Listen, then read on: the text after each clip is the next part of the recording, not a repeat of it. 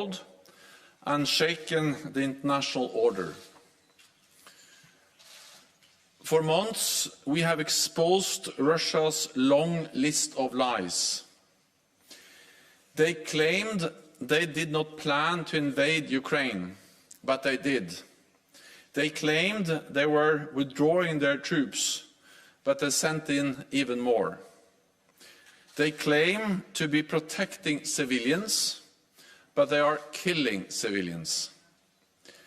Now, they are making absurd claims about biological labs and chemical weapons in Ukraine. This is just another lie, and we are concerned that Moscow could stage a false flag operation, possibly including chemical weapons. The Ukrainian people are fighting bravely, defending their homes and their future, and we must support them. Tomorrow we will be joined by the Ukrainian Defense Minister Alexei Reznikov and our other partners Georgia, Finland, Sweden and the European Union. The whole world has condemned this senseless war.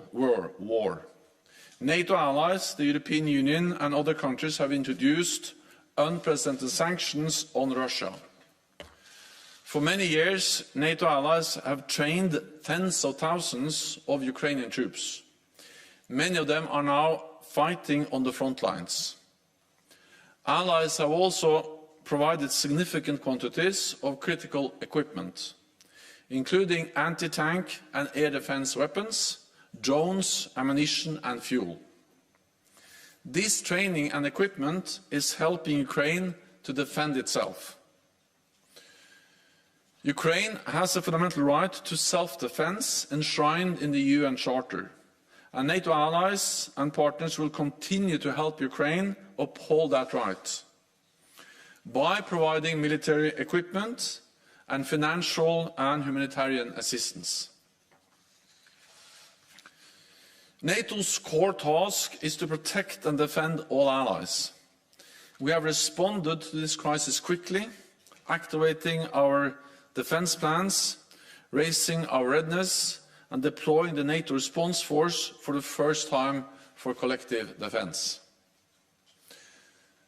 There are now hundreds of thousands of forces on heightened alert across the alliance.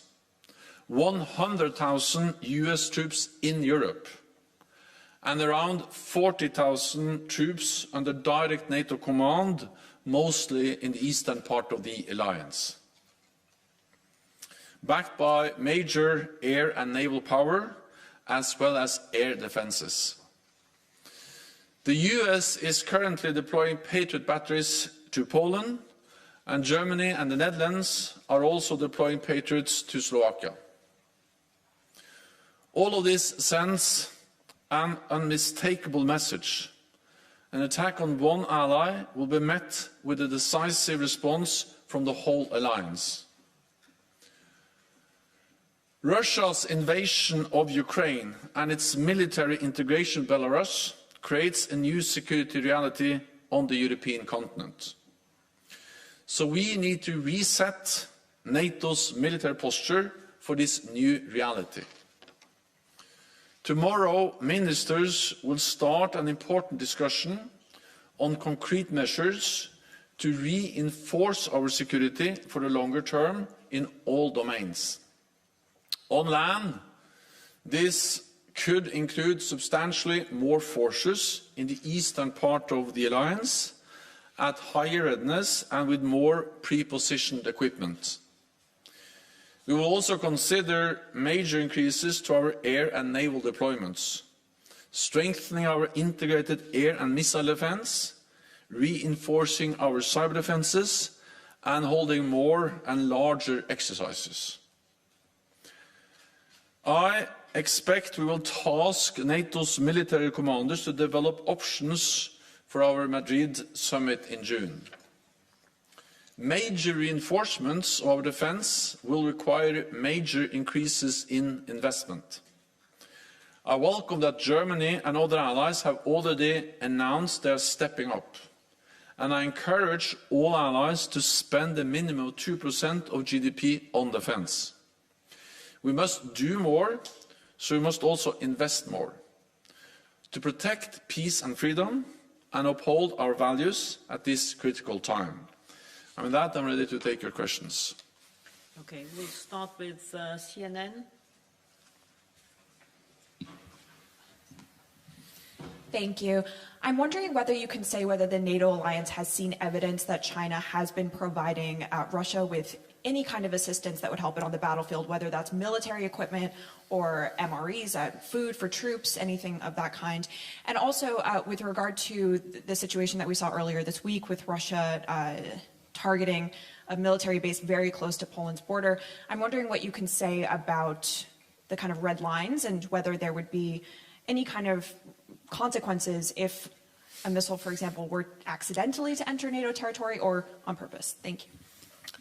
So NATO's core responsibility, our main responsibility, is to protect and defend all NATO allies, 1 billion people in 30 different countries, and to ensure that we also do that now in a more dangerous security situation in Europe caused by the invasion of Ukraine by Russia. We have increased the presence in the eastern part of the alliance, we have increased the readiness of our troops, and we are deploying more capabilities, especially to the eastern part of the alliance. So an attack on one ally will trigger the response from the whole alliance, and we are there to protect and defend every inch of NATO allied territory. When we see more military activities, when we see actually fighting going on close to NATO borders, there is always a risk for incidents and accidents. And therefore we have to make every effort to prevent such incidents and accidents, and if they happen, to make sure that they don't spiral out of control and create really dangerous situations. We are very closely monitoring the airspace and the border areas around NATO. And our military commanders also have the lines to the Russian commanders to help to prevent incidents and accidents and also prevent them from spiraling out of control if they happen. On China, so China should join the rest of the world, condemning strongly the brutal invasion of Ukraine by Russia. And any support to Russia, military support, any other type of support, will actually help Russia conduct a brutal war against an independent sovereign nation, Ukraine, and help them to continue to wage a war which is causing death, suffering, and an enormous amount of destruction. So China has an obligation as a member of the UN Security Council to actually support and uphold international law, and the Russian invasion of Ukraine is a blatant violation of international law. So we call on Russia to clearly condemn the invasion and, of course, not support Russia, and we are closely monitoring any signs of support from China to Russia. We'll go to the National News Agency of Ukraine, over there. Dmitry Shkurko, National News Agency of Ukraine. Secretary General, NATO have a glorious story of supporting some countries and preventing bloodshed, for example, like it happened in Sarajevo, in Kosovo, and so on. What is the threshold for NATO when the Russian killings will overcome that threshold to NATO for direct involvement? And the short follow-up because of that, if you follow the Russian rhetorics, they are not going to stop purely in Ukraine. So that the question is, isn't it the right time for NATO to intervene, to defeat and to break the Putin's military machine while it's stick in Ukraine, while waiting when the Russian bombs will be falling to the European capitals? Thank you. NATO allies have supported Ukraine for many years, and especially since Russia invaded Ukraine for the first time back in 2014. And NATO allies like the United Kingdom, the United States, Canada have also helped to train tens of thousands of Ukrainian forces, special operation forces and other troops. And they are now bravely fighting and resisting the invading Russian forces. And I think this support over many years have proven extremely important in strengthening the Ukrainian armed forces, and the Ukrainian armed forces are much bigger, much stronger, much better equipped, much better trained now than in 2014. And I'm glad that NATO allies have helped to achieve that with the training and with the equipment. Then, of course, it's first and foremost the courage of the Ukrainian armed forces and the Ukrainian people and the Ukrainian political leadership that has actually enabled them to fight back, to slow down, to resist the brutal invasion conducted by the Russian Federation and which is the responsibility of President Putin. And it is President Putin who is responsible for this war. He can end this war now, withdraw all his troops now, and then engage in good faith in a political effort to find a diplomatic solution. So we are calling on President Putin to do exactly that. Then NATO's Ukraine is a highly valued partner which we have supported and continue to support, and allies are also stepping up support, partly with military equipment, partly with financial support, humanitarian support, but also by imposing the sanctions which is forcing, which are actually crippling Russian economy. Our responsibility as an alliance is to protect and defend all allies, and we are sending a clear message that we are ready to do so by increasing the presence in the eastern part of the alliance. But again, it is Russia and President Putin that are responsible for the invasion of Ukraine, and President Putin should end this senseless war by withdrawing its forces from Ukraine. Okay, Politico. Thank you. I'm Lily from Politico. Why do the U.S. and NATO insist that fighter jets won't be helpful for Ukraine when the Ukrainians themselves say otherwise? Shouldn't it be up to the Ukrainian authorities to say what would be helpful for them? Thank you. NATO allies are providing many different types of equipment, including advanced air defense systems, which have actually helped the Ukrainians to shoot down Russian planes, Russian missiles, and the allies continue to provide support also when it comes to different types of air defense systems. But I will not go into the details of every type of supply, every type of support, exactly how and where, because I think that will just make it harder and more difficult to continue to provide this type of support. NATO allies are stepping up and providing also advanced air defense systems. Wall Street Journal. Thank you. Dan Michaels, Wall Street Journal. To follow up on the earlier question, there have apparently been UAV incursions into NATO airspace. Apparently one Russian drone entered and left Polish airspace, and another one crashed in NATO territory. How do you determine when something like that is an act of aggression or an act that warrants response? And you were talking earlier about escalation. How do you ensure that something like that is handled in a way that is appropriate and doesn't get out of control? Thank you.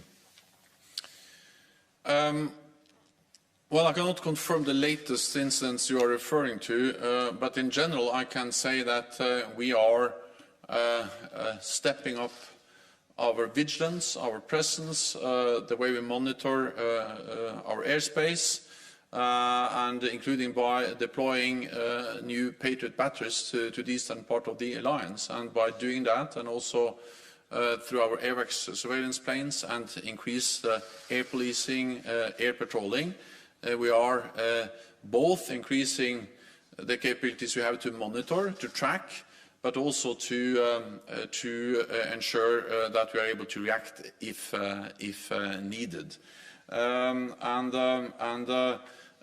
NATO's integrated air and missile defense tracked the flight path of an object which entered Romanian airspace on Sunday.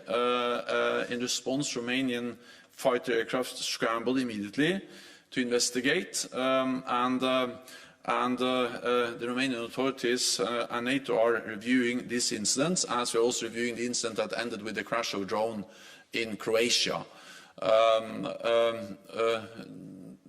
The indications we have so far on the drone that crashed in Croatia outside Zagreb is that that was not an armed attack, not an armed drone, but it just highlights that with more military activities in the air, with drones, with planes, there is a risk for incidents, accidents, and therefore we need to be extremely vigilant. We need to react when needed, and we need to make sure that we have the communications, the line of communications also with the Russians, to prevent incidents from really creating dangerous situations.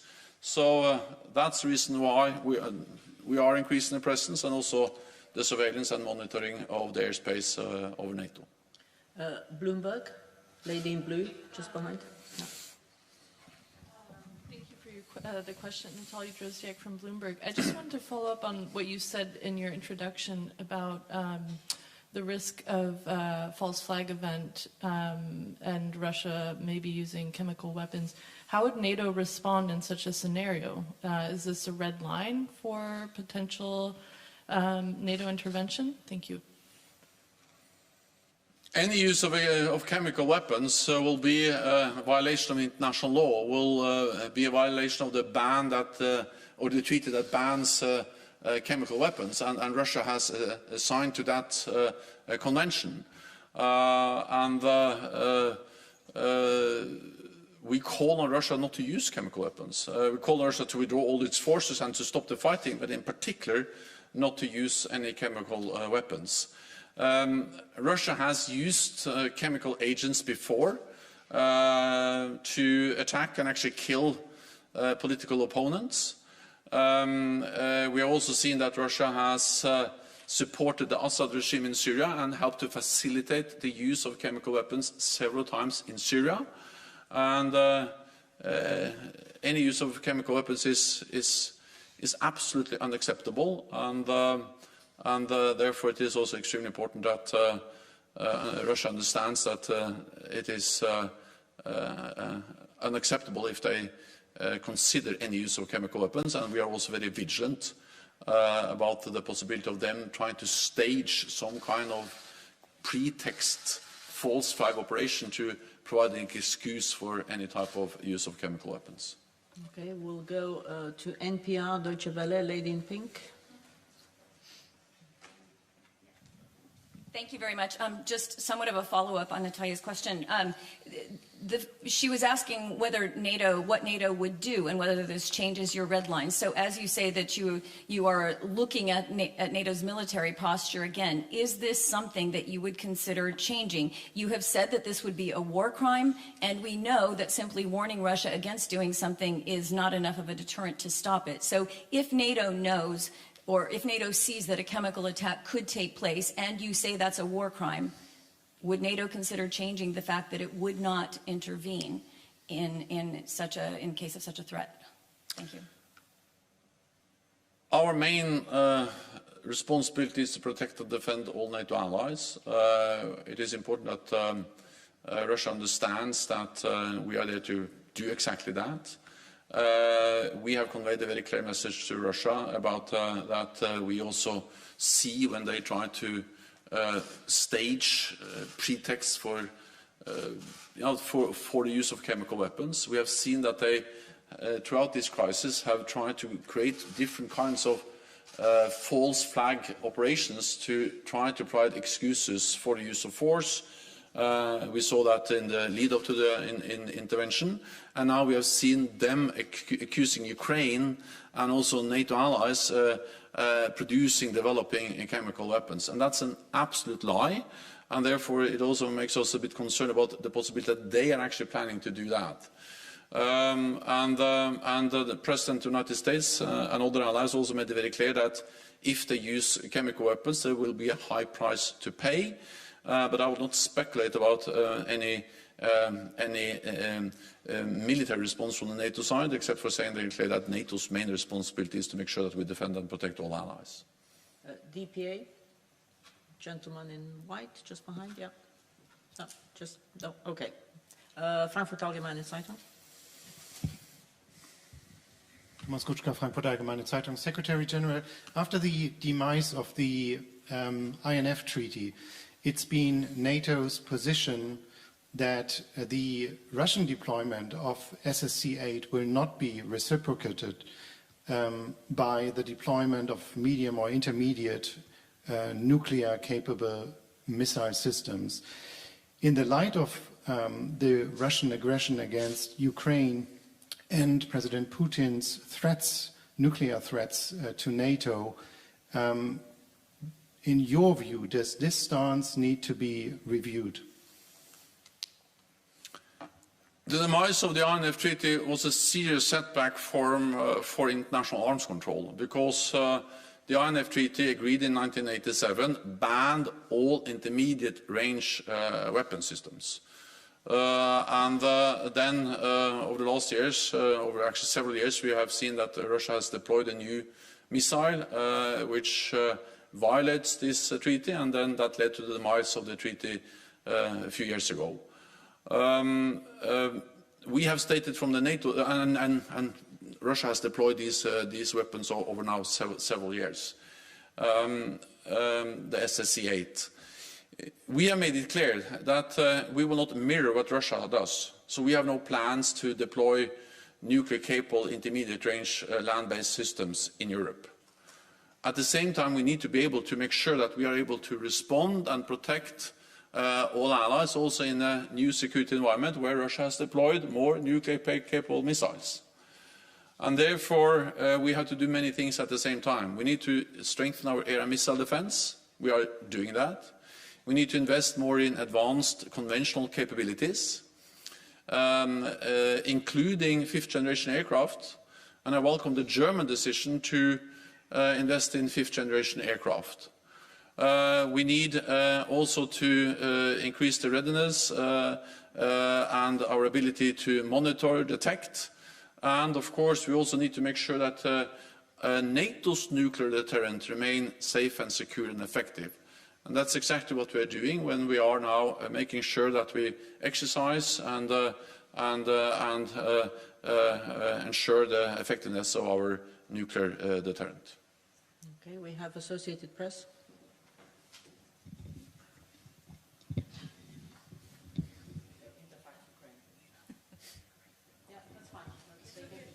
Hi, Mark from Associated Press. Mr. Secretary General, what do you know about the 3 European leaders visiting Ukraine today?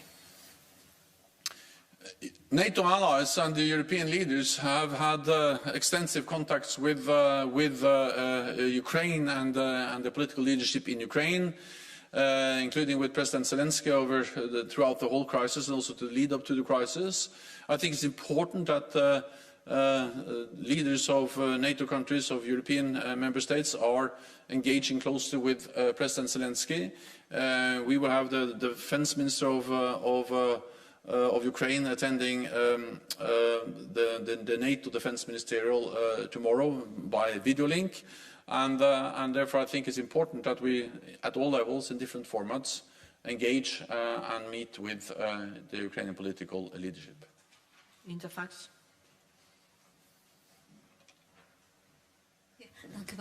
Thank you, Interfax Ukraine, Irina Sommer. This morning, some mass media spread information about possible extraordinary summit, NATO summit, next week. Can you please confirm this? And second, technical question. According to my information, it took for NATO bureaucracy 1.5 weeks to implement Ukrainian request for fuel. Can you please comment on this too? Thank you. Well, NATO allies are providing and have provided a lot of different types of support to Ukraine. Some of this is channeled through the NATO framework. Some are provided bilaterally. And for us, it is important that we provide support on short notice and that we provide critical support which Ukraine needs. So overall, I think the message is that over many years, leading up to invasion, but also after invasion, allies have been very quick in stepping up and providing support. And again, I'm a bit reluctant to go into all the details about exactly how and where and when, but the overall picture is that allies are providing significant support, and they've done so on short notice, and that's different types of weapons, but also that includes fuel. Well, NATO allies have consulted and coordinated closely over several weeks, both in the lead up to the invasion, but also after the invasion. We had a virtual summit just one day after, and we have different ministerial meetings, also extraordinary ministerial meetings, and we will have an extraordinary defense ministerial meeting tomorrow. Then we are able to convene also a NATO summit with all the NATO leaders on short notice, but I cannot go into more details about that now. Okay, we'll take a couple of questions online. We'll go to jutarnji list, Augustin Pajokai. Yes, thank you, Anna.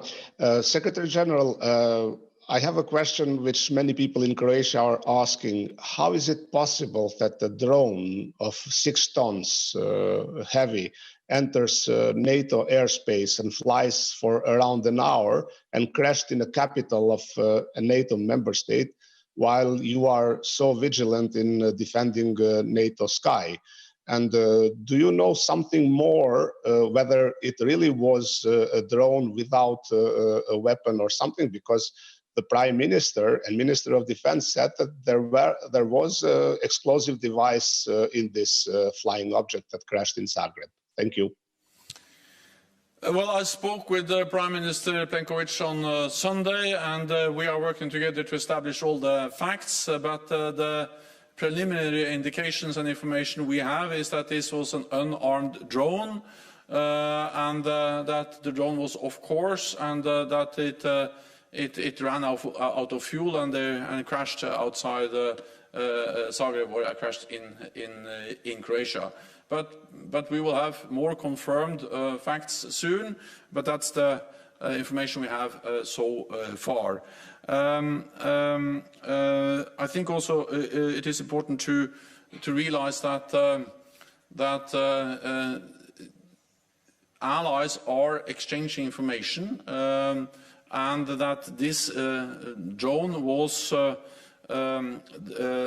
tracked by the NATO's integrated air and missile defense tracked the flight of the drone that later crashed in Zagreb. But again, we will make sure that the different allies that were involved share all the information, and then we can establish all the facts about what this happened. I think, if anything, it demonstrates the need to further strengthen integration, further strengthen information sharing among allies, and also to invest more and upgrade everything from radars to our presence of air and missile defense systems, and that's exactly what we do, also by deploying more Patriots in the eastern part of the alliance.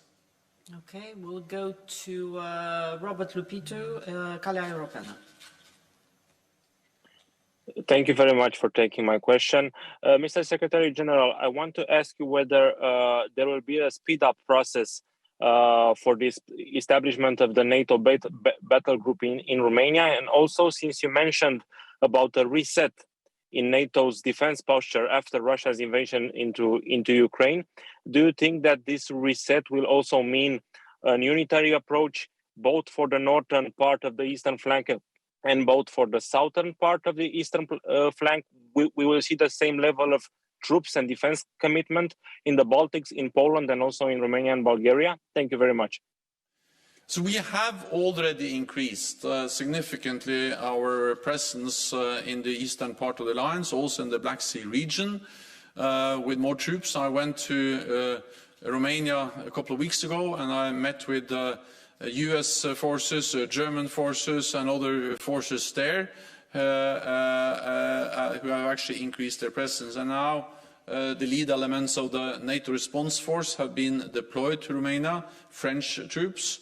And this demonstrates that there is already a significant increased military presence in the eastern part of the alliance.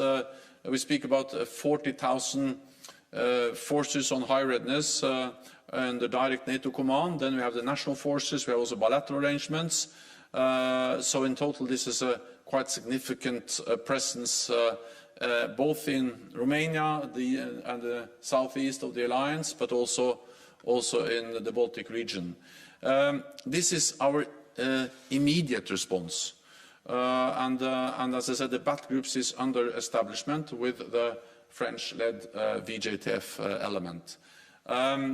Then what we will discuss at the Defense Ministerial meeting is not only the immediate response and the need for support to Ukraine, but we will also look at the need to reset our presence, our deterrence and defense posture in light of the Russian invasion of Ukraine and the integration of Russian and Belarusian forces. That will take some more time because I think we need to assess the different options. We need advice from our military commanders, and I expect that the ministers, when they meet tomorrow, will agree will agree to ask our military commanders to provide advice for a more longer-term adaptation. So I think it's important to distinguish clearly about the immediate response, already tens of thousands of more troops, air power and naval power, and then the more long-term adjustment of our posture. There will take some more time before we take final decisions. I expect that to be made at the NATO summit at the end of June. Thank you very much. This concludes this press conference. We'll see you tomorrow. Thank you.